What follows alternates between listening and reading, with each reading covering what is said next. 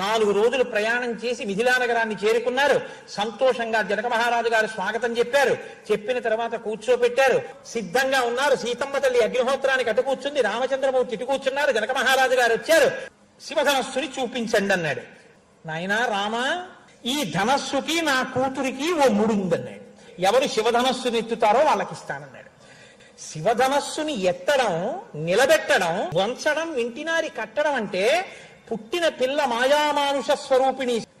ఇప్పుడు ఆయన ఎలా ఎక్కువ పెట్టగలనని ఆయన నమ్మకం.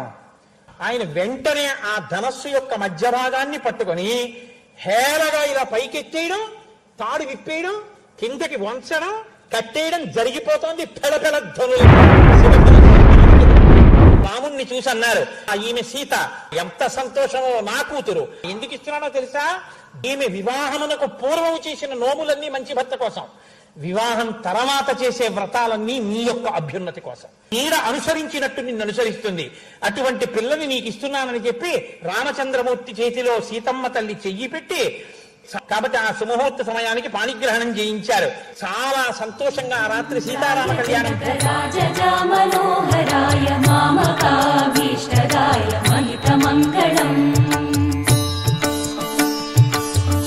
కుంకుమోపేత చందనాను చర్చితాయ హారకటక శోభితాయ భూరి మంగళం.